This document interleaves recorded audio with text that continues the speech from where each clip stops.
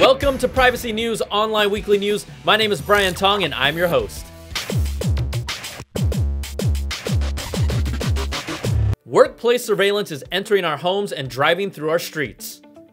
Surveillance in the workplace is nothing new, but there are far more people working in places where other people may be in view and have their privacy unjustly compromised. One great example is the large number of people working from home now, where a webcam may expose the private lives of family members. Now, workplace surveillance is hitting the streets as well, with many delivery companies installing cameras on their vehicles. Now, Amazon recently rolled out a surveillance system to over 75,000 of its vehicles, each with 3 outward-facing cameras to the general public. That's an additional 225,000 cameras driving around recording unsuspecting motorists. That's also another reason why you should always wear pants during video chats.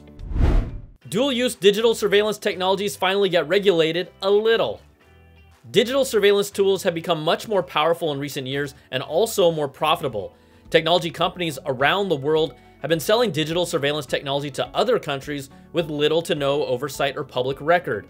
Now, the recently passed European Union dual-use regulation forces companies to get a government license to legally sell technology with potential military applications and requires the government to publicly share details about the licenses they grant.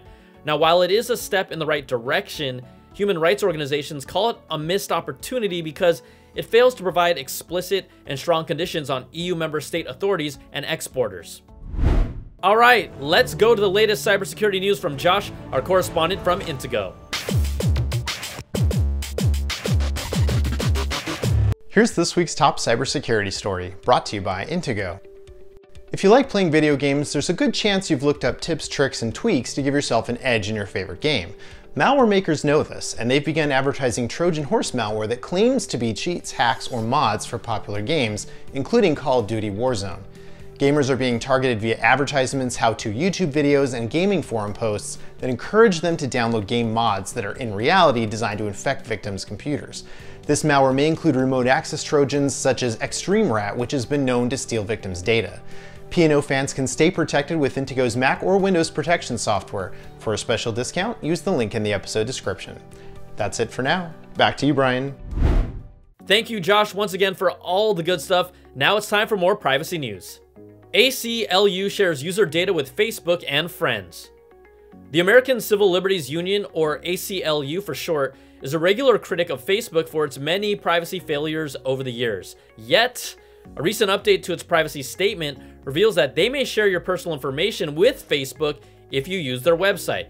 They go on to say that the data may include your name, zip code, email address, and other information, so we're supposed to just trust that other information. Yeah, that sounds a little bit too broad for me. In addition to sharing data with Facebook, the ACLU says that they also share rent and trade user information with other organizations. LexisNexis to provide giant database of personal information to ICE. Research and data brokerage firm LexisNexis signed a $16.8 million contract to sell information to U.S. Immigration and Customs Enforcement, according to documents obtained by The Intercept. The company's databases offer a complete view of a person's existence by consolidating records of where you lived, where you've worked, what you've purchased, your debts, run-ins with the law, family members, driving history, and thousands of other types of breadcrumbs. This is a tremendously powerful system capable of tracking down people with little oversight placed in the hands of an agency with numerous accusations of human rights violations.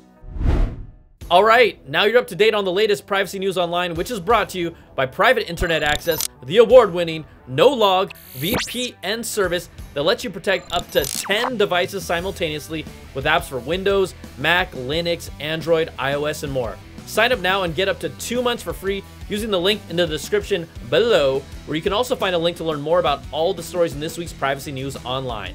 Thanks so much for joining us. I'm Brian Tong, and I'll see you next time.